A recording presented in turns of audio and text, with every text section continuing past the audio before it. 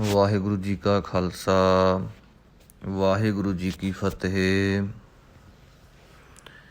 ਵੀਰ ਅਪਾਰ ਵੱਡੇ ਬਰਿਆਰ, ਅਬਿਚਾਰ ਹੈ ਸਾਰ ਕੀ ਧਾਰ ਪਛਈਆ।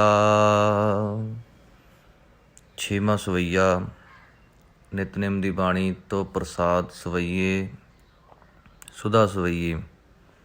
ਛੇਵਾਂ ਸਵਈਆ ਹੈ। ਇਸ ਵਿੱਚ ਇਹ ਪਾਠ ਆਇਆ ਹੈ ਪਛਈਆ।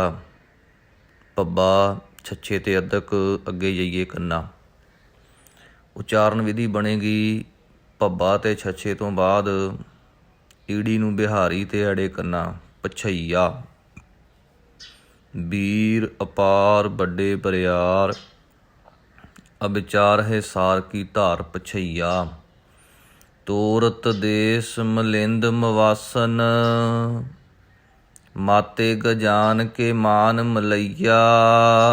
ਉਸੇ ਤਰ੍ਹਾਂ ਜਿਸ ਤਰ੍ਹਾਂ ਪਛਈਆ ਪੜ੍ਹਿਆ ਸੀ ਉਸੇ ਤਰ੍ਹਾਂ ਮਲਈਆ ਪੜ੍ਹਾਂਗੇ। ਮਲਈਆ।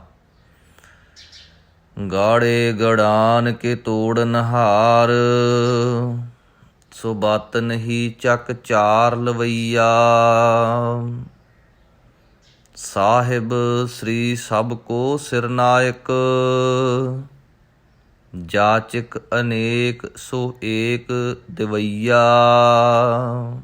ਸ੍ਰੀ ਸੱਸੇ ਦੇ ਪੈਰ ਵਿੱਚ ਰਾਰਾ ਤੇ ਬਿਹਾਰੀ। ਸਾਹਿਬ ਸ੍ਰੀ ਸਭ ਕੋ ਸਿਰਨਾਇਕ, ਜਾਚਕ ਅਨੇਕ ਸੋ ਏਕ ਦਿਵਈਆ। ਦਾਨਵ ਦੇਵ ਫਨਿੰਦ ਨਿਸਾਚਰ, ਭੂਤ ਭਵਿੱਖ ਭਵਾਨ ਜਪੈਂਗੇ। ਨਿਸਾਚਰ ਚੱਚਾ ਲਾਉਣਾ ਹੈ। ਦਾਨਵ ਦੇਵ ਫਨਿੰਦ ਨਿਸਾਚਰ, ਭੂਤ ਭਵਿੱਖ ਭਵਾਨ ਜਪੈਂਗੇ। ਇਸ ਤਰ੍ਹਾਂ ਵਿਸ਼ਰਾਮ ਲੱਗੇਗਾ। ਜੀਵ ਜਿਤੇ ਜਲ ਮੈਂ ਥਲ ਮੈਂ, ਪਲ ਹੀ ਪਲ ਮੈਂ, ਸਭ ਥਾਪ ਥਪੈਂਗੇ। ਜਦੋਂ ਆਪਾਂ ਇਸ ਪੰਕਤੀ ਨੂੰ ਚਾਲ ਵਿੱਚ ਪੜ੍ਹਾਂਗੇ ਤਾਂ ਇਸ ਤਰ੍ਹਾਂ ਵੀ ਪੜ੍ਹਿਆ ਜਾਂਦਾ ਹੈ। ਪਰ ਜੇਕਰ ਵਿਸ਼ਰਾਮ ਦੀ ਗੱਲ ਕਰੀਏ ਤਾਂ ਥਲ ਮੈਂ ਇੱਥੇ ਵਿਸ਼ਰਾਮ ਲੱਗੇਗਾ। ਜੀਵ ਜਿਤੇ ਜਲ ਮੈਂ ਥਲ ਮੈਂ, ਪਲ ਹੀ ਪਲ ਮੈਂ, ਸਭ ਥਾਪ ਥਪੈਂਗੇ। ਇਸ ਤਰ੍ਹਾਂ ਵਿਸ਼ਰਾਮ ਲਾ ਕੇ ਪੜ੍ਹਨਾ ਹੈ। ਪੁੰਨ ਪ੍ਰਤਾਪਨ ਬਾਢ ਜੈਤ ਧੁਨ, ਪਾਪਨ ਕੇ ਬਹੁ ਪੁੰਜ ਖਪੈਂਗੇ। ਸਾਧ ਸਮੂਹ ਪ੍ਰਸੰਨ ਫਿਰੈ ਜਗ, ਸੱਤਰ ਸਭੈ ਅਵਲੋਕ ਚਪੈਂਗੇ। ਮਾਨਵ ਇੰਦਰ ਗਜਿੰਦਰ ਨਰਾਦਪ।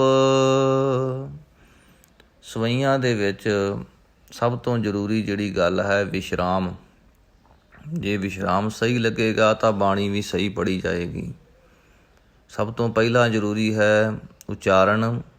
ਉਚਾਰਨ ਸਹੀ ਕਰਨਾ ਹੈ ਅਤੇ ਨਾਲ ਦੂਜੇ ਨੰਬਰ 'ਤੇ ਫਿਰ ਆਪਾਂ ਵਿਸ਼ਰਾਮਾਂ ਦਾ ਵੀ ਧਿਆਨ ਰੱਖਣਾ ਹੈ। ਵਿਸ਼ਰਾਮ ਵੀ ਸਹੀ ਲਾਉਣੇ ਨੇ। ਜੇ ਵਿਸ਼ਰਾਮ ਸਹੀ ਨਾ ਲੱਗੇ ਤਾਂ ਸਵਈਏ ਬਾਣੀ ਜਾਂ ਕੋਈ ਵੀ ਬਾਣੀ ਜੋ ਆਪਾਂ ਪੜ੍ਹਦੇ ਹਾਂ ਉਹਦੇ ਆਪਾਂ ਨੂੰ ਅਰਥ ਨਹੀਂ ਸਮਝ ਆਉਣਗੇ, ਅਤੇ ਅਰਥ ਨਹੀਂ ਸਮਝ ਆਉਣਗੇ ਅਤੇ ਬਾਣੀ ਦਾ ਆਨੰਦ ਵੀ ਨਹੀਂ ਆਏਗਾ। ਜਿੰਨਾ ਸਮਾਂ ਬਾਣੀ ਆਪਾਂ ਰਸਨਾ ਨਾਲ ਉਚਾਰਨ ਕਰਦੇ ਹਾਂ, ਮੂੰਹ ਨਾਲ ਬੋਲਦੇ ਹਾਂ, ਕੰਨਾਂ ਨਾਲ ਸੁਣੀ ਜਾਂਦੀ ਹੈ, ਅਤੇ ਉਹ ਸੁਣੀ ਹੋਈ ਬਾਣੀ ਜਿੰਨਾ ਸਮਾਂ ਤੁਹਾਨੂੰ ਸਮਝ ਨਹੀਂ ਆਉਂਦੀ, ਆਪਾਂ ਨੂੰ ਸਮਝ ਨਹੀਂ ਆਉਂਦੀ, ਅਤੇ ਉਹ ਆਨੰਦ ਵੀ ਨਹੀਂ ਆਏਗਾ। ਜਿਹੜੇ ਪਾਠੀ ਸਿੰਘ ਬੜੇ ਪਿਆਰ ਵਿੱਚ ਭਿੱਜ ਕੇ ਪਾਠ ਕਰਦੇ ਨੇ ਅਖੰਡ ਪਾਠ ਸਾਹਿਬ ਦੀ ਡਿਊਟੀ 'ਤੇ, ਅਤੇ ਜਦੋਂ ਉਸ ਨੂੰ ਪਾਠ ਕਰਦੇ ਨੂੰ ਆਪ ਨੂੰ ਆਨੰਦ ਆ ਰਿਹਾ ਹੈ ਤਾਂ ਇਹ ਸਮਝ ਲਿਆ ਜਾਵੇ ਕਿ ਬਾਕੀ ਸੁਣਨ ਵਾਲੀ ਸੰਗਤ ਨੂੰ ਵੀ ਆ ਰਿਹਾ ਹੈ। ਅਤੇ ਜੇ ਪਾਠੀ ਸਿੰਘ ਨੂੰ ਪਾਠ ਕਰਦੇ ਨੂੰ ਆਪ ਨੂੰ ਹੀ ਕੋਈ ਆਨੰਦ ਨਹੀਂ ਆ ਰਿਹਾ, ਕੋਈ ਵਿਸ਼ਰਾਮਾਂ ਦਾ ਪਤਾ ਨਹੀਂ, ਉਚਾਰਨ ਨਹੀਂ ਪਤਾ, ਅਤੇ ਫਿਰ ਕਿਸੇ ਨੂੰ ਵੀ ਉਸ ਬਾਣੀ ਦਾ ਆਨੰਦ ਨਹੀਂ ਆਏਗਾ। ਸੋ ਇਹ ਧਿਆਨ ਰੱਖਣਾ ਹੈ। ਪਹਿਲਾਂ ਉਚਾਰਨ ਅਤੇ ਫਿਰ ਵਿਸ਼ਰਾਮ, ਇਹ ਬਹੁਤ ਜ਼ਰੂਰੀ ਹਨ। ਮਾਨਵ ਇੰਦਰ ਗਜਿੰਦਰ ਨਰਾਦਪ, ਜੌਨ ਤ੍ਰਿਲੋਕ ਕੋ ਰਾਜ ਕਰੈਂਗੇ। ਜੌਨ ਜੱਜੇ ਨੂੰ ਕਨੌੜਾ ਲੱਗਾ ਹੈ, ਜੌਨ ਅੱਗੇ ਨੰਨਾ ਹੈ, ਜੌਨ ਨਾਣਾ ਨਹੀਂ ਲਾਉਣਾ। ਜੌਨ ਤ੍ਰਿਲੋਕ, ਫਿਰ ਉਸੇ ਤਰ੍ਹਾਂ ਤ੍ਰਿਲੋਕ ਨਹੀਂ ਕਹਿਣਾ, ਤ੍ਰਿਲੋਕ ਤੱਤੇ ਨੂੰ ਸਿਹਾਰੀ ਨਹੀਂ ਲਾਉਣੀ, ਰਾਰੇ ਨੂੰ ਲਾਉਣੀ ਹੈ। ਤੱਤੇ ਨੂੰ ਮੁਕਤਾ ਰੱਖਣਾ ਹੈ ਅਤੇ ਤੱਤੇ ਨੂੰ ਖਾਲੀ ਵੀ ਰੱਖਣਾ ਹੈ, ਧਿਆਨ ਰੱਖਣਾ ਹੈ, ਕਿਉਂਕਿ ਤੱਤੇ ਦੇ ਵਿੱਚੋਂ ਐੜਾ ਸਵਰ ਜਿਹੜਾ ਹੈ ਰਾਰਾ ਲੱਗਣ ਕਰਕੇ ਉਹ ਇੱਥੇ ਨਹੀਂ ਹੈ। ਇਸ ਕਰਕੇ ਤ੍ਰਿਲੋਕ ਕੋ ਰਾਜ ਕਰੇਂਗੇ, ਇਹ ਬਹੁਤ ਧਿਆਨ ਰੱਖਣਾ ਹੈ। ਕੋਟ ਇਸਨਾਨ ਗਜਾਦਿਕ ਦਾਨ, ਅਨੇਕ ਸਵੰਬਰ ਸਾਜ ਬਰੈਂਗੇ, ਬ੍ਰਹਮ ਮਹੇਸ਼ਰ ਬਿਸ਼ਨ ਸੱਚੀ ਪਤ, ਅੰਤ ਫਸੇ ਜਮ ਫਾਸ ਪਰੈਂਗੇ। ਜੇ ਨਰ ਸ੍ਰੀ ਪਤ ਕੇ ਪ੍ਰਸ ਹੈ ਪੱਗ, ਤੇ ਨਰ ਫੇਰ ਨਾ ਦੇਹ ਧਰੈਂਗੇ। ਜੇ ਨਰ ਸ੍ਰੀ ਪਤ ਕੇ ਪ੍ਰਸ ਹੈ ਪੱਗ, ਪਰਸ ਨਹੀਂ ਕਹਿਣਾ, ਜੇ ਪਰਸ ਕਹਾਂਗੇ ਪੱਪਾ ਪੂਰਾ ਹੋ ਜਾਏਗਾ। ਮੈਂ ਫਿਰ ਬੇਨਤੀ ਕਰਾਂ, ਸਾਨੂੰ ਇਹ ਸਿਖਾਇਆ ਗਿਆ ਕਿ ਜਿਹੜਾ ਅੱਖਰ ਪੈਰ ਵਿੱਚ ਲੱਗਾ ਹੁੰਦਾ ਹੈ ਉਹ ਅੱਧਾ ਹੁੰਦਾ ਹੈ। ਨਹੀਂ ਗੁਰਮੁਖੋ, ਪੈਰ ਵਿੱਚ ਲੱਗਾ ਹੋਇਆ ਅੱਖਰ ਪੂਰਾ ਹੈ, ਪਰ ਜਿਸ ਅੱਖਰ ਨੂੰ ਉਹ ਲੱਗਾ ਹੋਇਆ ਹੈ ਉਸ ਨੂੰ ਅੱਧਾ ਕਰ ਦਿੰਦਾ ਹੈ। ਇਸ ਲਈ ਪ੍ਰਸ ਦੇਖੋ, ਪੱਪੇ ਨੂੰ ਬੋਲਣ ਵੇਲੇ ਬਹੁਤ ਘੱਟ ਸਮਾਂ ਲੱਗ ਰਿਹਾ, ਰਾਰਾ ਪੂਰਾ ਟਾਈਮ ਲੈ ਰਿਹਾ। ਪ੍ਰਸ ਪਰਸ ਨਹੀਂ, ਜੇ ਪਰਸ ਕਹਾਂਗੇ ਪੱਪਾ ਪੂਰਾ ਬਣ ਜਾਏਗਾ। ਪ੍ਰਸ। ਜੇ ਨਰ ਸ੍ਰੀ ਪਤ ਕੇ ਪ੍ਰਸ ਹੈ ਪੱਗ, ਤੇ ਨਰ ਫੇਰ ਨਾ ਦੇਹ ਧਰੈਂਗੇ।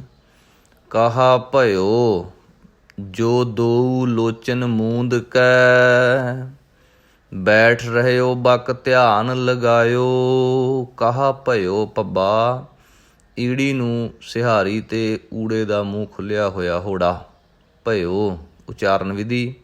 ਕਹਾ ਭਇਓ ਜੋ ਦੋ, ਦੱਦੇ ਨੂੰ ਹੋੜਾ, ਊੜੇ ਨੂੰ ਦੁਲੈਂਕੜ ਲੱਗੀ ਹੋਈ ਹੈ, ਦੋ ਲੋਚਨ ਮੂੰਦ ਕੈ ਤੇ ਵਿਸ਼ਰਾਮ ਹੈ।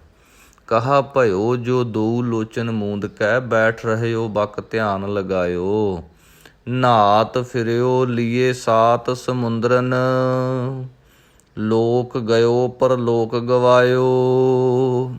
ਨਾਤ ਨੰਨੇ ਦੇ ਪੈਰ ਵਿੱਚ ਹਾਹਾ ਲੱਗਾ ਹੋਇਆ ਹੈ, ਇਹਨੂੰ ਅੱਧਾ ਹਾਹਾ ਵੀ ਕਹਿੰਦੇ ਹਨ। ਇਹ ਅੱਗੇ ਜਦੋਂ ਬਾਣੀ ਆਪਾਂ ਹੋਰ ਪੜ੍ਹਾਂਗੇ ਫਿਰ ਹੋਰ ਵੀ ਇਸ ਬਾਰੇ ਵਿਚਾਰ ਕਰਾਂਗੇ। ਜਦੋਂ ਦੂਜੇ ਪਾਸੇ ਨੂੰ ਇਹਦੀ ਕੁੰਡੀ ਮੁੜੀ ਹੋਵੇ ਤਾਂ ਉਹ ਅੱਧਾ ਯਈਆ ਹੁੰਦਾ ਹੈ। ਉਹ ਪਾਠ ਵੀ ਜਦੋਂ ਆਏ ਤਾਂ ਆਪਾਂ ਉਹਦੀ ਵਿਚਾਰ ਵੀ ਕਰਾਂਗੇ, ਪਰ ਇੱਥੇ ਇਹ ਹਾਹਾ ਹੈ। ਨਾਤ ਫਿਰਿਓ ਲੀਏ ਸਾਤ ਸਮੁੰਦਰਨ ਦੱਦੇ ਨੂੰ ਥੋੜ੍ਹਾ ਜਿਹਾ ਜਲਦੀ ਨਾਲ ਧਿਆਨ ਰੱਖਣਾ। ਜੇ ਸਮੁੰਦਰਨ ਦੱਦਾ ਪੂਰਾ ਲਾਵਾਂਗੇ ਤਾਂ ਫਿਰ ਉਚਾਰਨ ਗਲਤ ਹੋਏਗਾ, ਇਹ ਧਿਆਨ ਰੱਖਣਾ, ਕਿਉਂਕਿ ਪੈਰ ਵਿੱਚ ਰਾਰਾ ਲੱਗਾ ਹੋਇਆ ਹੈ। ਨਾਤ ਫਿਰਿਓ ਲੀਏ ਸਾਤ ਸਮੁੰਦਰਨ, ਲੋਕ ਗਇਓ ਪਰ ਲੋਕ ਗਵਾਇਓ। ਬਾਸ ਕੀਓ ਬਿਖਿਆਨ ਸੋ ਬੈਠ ਕੈ, ਐਸੇ ਹੀ ਐਸੇ ਸੋ ਬੈਸ ਬਿਤਾਇਓ। ਬੈਂਸ ਨਹੀਂ ਕਹਿਣਾ, ਬੈਸ, ਕਿਉਂਕਿ ਬਿੰਦੀ ਲਾਉਣ ਦੀ ਜਿਹੜੀ ਰਵਾਇਤ ਸਾਡੇ ਵਿੱਚ ਬਹੁਤ ਜ਼ਿਆਦਾ ਹੈ। ਅਸੀਂ ਗੁਰਬਾਣੀ ਨੂੰ ਅਜੋਕੇ ਸਮੇਂ ਦੀ ਪੰਜਾਬੀ ਨਾਲ ਮੇਲ ਕੇ ਸਮਝ ਲੈਂਦੇ ਹਾਂ, ਜਾਂ ਆਪਣੀ ਬੋਲ ਚਾਲ ਦੀ ਭਾਸ਼ਾ ਦੇ ਨਾਲ ਆਪਾਂ ਮੇਲ ਕੇ ਸਮਝ ਲੈਂਦੇ ਹਾਂ। ਇਹ ਗਲਤੀ ਕਦਾਚਿਤ ਵੀ ਨਹੀਂ ਕਰਨੀ। ਸਾਚ ਕਹਉ ਸੁਨ ਲੇਹੁ ਸਬੈ, ਜਿਨ ਪ੍ਰੇਮ ਕੀਓ ਤਿਨ ਹੀ ਪ੍ਰਭ ਪਾਇਓ। ਕਹਉ, ਸਾਚ ਕਹਉ, ਇੱਥੇ ਬਿੰਦੀ ਲੱਗੀ ਹੈ, ਲਾਉਣੀ ਹੈ। ਕਈ ਵਾਰ ਕੀ ਹੁੰਦਾ ਹੈ, ਕਈ ਗੁਰਮੁਖ ਜਨ ਜਿੱਥੇ ਬਿੰਦੀ ਲੱਗੀ ਹੈ ਉੱਥੇ ਨਹੀਂ ਲਾਉਂਦੇ, ਜਿੱਥੇ ਨਹੀਂ ਲੱਗੀ ਉੱਥੇ ਧੱਕੇ ਨਾਲ ਬਿੰਦੀ ਲਾ ਲੈਂਦੇ ਨੇ। ਸੋ ਇਹ ਧਿਆਨ ਰੱਖਣਾ ਹੈ। ਸਾਚ ਕਹਉ ਸੁਨ ਲੇਹੁ ਸਬੈ, ਜਿਨ ਪ੍ਰੇਮ ਕੀਓ ਤਿਨ ਹੀ ਪ੍ਰਭ ਪਾਇਓ। ਕਾਹੂ ਲੈ ਪਾਹਨ ਪੂਜ ਧਰਿਓ ਸਿਰ, ਕਾਹੂ ਲੈ ਲਿੰਗ ਗਰੇ ਲਟਕਾਇਓ। ਗਰੇ, ਇਹ ਕਈ ਵਾਰ ਉਚਾਰਨ ਆਪਾਂ ਜਦੋਂ ਕਾਹਲੀ ਵਿੱਚ ਕਰਦੇ ਹਾਂ ਜਾਂ ਧਿਆਨ ਨਹੀਂ ਦਿੰਦੇ ਤਾਂ ਉਚਾਰਨ ਜਿਹੜਾ ਹੈ ਉਹ ਹੋਰ ਹੋ ਜਾਂਦਾ ਹੈ। ਗਰੇ ਭਾਰਾ ਵੀ ਹੋ ਜਾਂਦਾ ਹੈ, ਪਰ ਆਪਾਂ ਜ਼ਿਆਦਾ ਭਾਰਾ ਨਹੀਂ ਕਰਨਾ। ਕਾਹੂ ਲੈ ਪਾਹਨ ਪੂਜ ਧਰਿਓ ਸਿਰ, ਸਿਰ 'ਤੇ ਵਿਸ਼ਰਾਮ ਲੱਗੇਗਾ। ਕਾਹੂ ਲੈ ਲਿੰਗ ਗਰੇ ਲਟਕਾਇਓ। ਕਾਹੂ ਲਖਿਓ ਹਰ ਅਵਾਚੀ ਦਿਸਾ ਮਹਿ, ਕਾਹੂ ਪਛਾਹ ਕੋ ਸੀਸ ਨਿਵਾਇਓ। ਵਿਸ਼ਰਾਮ ਦਾ ਖਾਸ ਧਿਆਨ ਰੱਖਣਾ ਹੈ। ਕਾਹੂ ਲਖਿਓ ਹਰ ਅਵਾਚੀ ਦਿਸਾ ਮਹਿ, ਕਾਹੂ ਪਛਾਹ ਕੋ ਸੀਸ ਨਿਵਾਇਓ। ਕੋ ਬੁਤਾਨ ਕੋ ਪੂਜਤ ਹੈ ਪਸ, ਕੋ ਮ੍ਰਿਤਾਨ ਕੋ ਪੂਜਨ ਧਾਇਓ। ਕੂਰ ਕਿਰਿਆ ਉਰਜਿਓ ਸਭ ਹੀ ਜਗ, ਸ੍ਰੀ ਭਗਵਾਨ ਕੋ ਭੇਦ ਨਾ ਪਾਇਓ। ਕੂਰ ਕਿਰਿਆ, ਕਿਰਿਆ ਨਹੀਂ ਕਹਿਣਾ, ਕਿਰਿਆ ਕਵਾਂਗੇ ਤਾਂ ਸਿਹਾਰੀ ਕੱਕੇ ਨੂੰ ਲੱਗ ਜੇਗੀ। ਕਿਰਿਆ ਥੋੜ੍ਹਾ ਜਿਹਾ ਅਭਿਆਸ ਕਰਨਾ ਪਵੇਗਾ, ਫਿਰ ਇਹ ਠੀਕ ਹੋ ਜਾਏਗਾ। ਇਹ ਛੋਟੀਆਂ ਛੋਟੀਆਂ ਬਰੀਕੀਆਂ ਨੇ ਜੋ ਕਿ ਸੰਥਿਆ ਦੇ ਵਿੱਚ ਬਹੁਤ ਜ਼ਰੂਰੀ ਹਨ, ਧਿਆਨ ਰੱਖਣੀਆਂ। ਸੋ ਜਿਹੜੇ ਗੁਰਮੁਖ ਜਨ ਪਹਿਲਾਂ ਜਿਨ੍ਹਾਂ ਨੇ ਸੰਥਿਆ ਕੀਤੀ ਵੀ ਹੈ, ਉਹਨਾਂ ਨੂੰ ਵੀ ਬੇਨਤੀ ਹੈ ਕਿ ਇਹਨਾਂ ਬਰੀਕੀਆਂ ਨੂੰ ਧਿਆਨ ਵਿੱਚ ਰੱਖਦਿਆਂ ਹੋਇਆਂ ਉਚਾਰਨ ਕਰਨ, ਤਾਂ ਕਿ ਗੁਰਬਾਣੀ ਦਾ ਸ਼ੁੱਧ ਉਚਾਰਨ ਹੋ ਸਕੇ। ਕੂਰ ਕਿਰਿਆ ਉਰਜਿਓ ਸਭ ਹੀ ਜਗ, ਸ੍ਰੀ ਭਗਵਾਨ ਕੋ ਭੇਦ ਨਾ ਪਾਇਓ। ਵਾਹਿਗੁਰੂ ਜੀ ਕਾ ਖਾਲਸਾ, ਵਾਹਿਗੁਰੂ ਜੀ ਕੀ ਫਤਿਹ।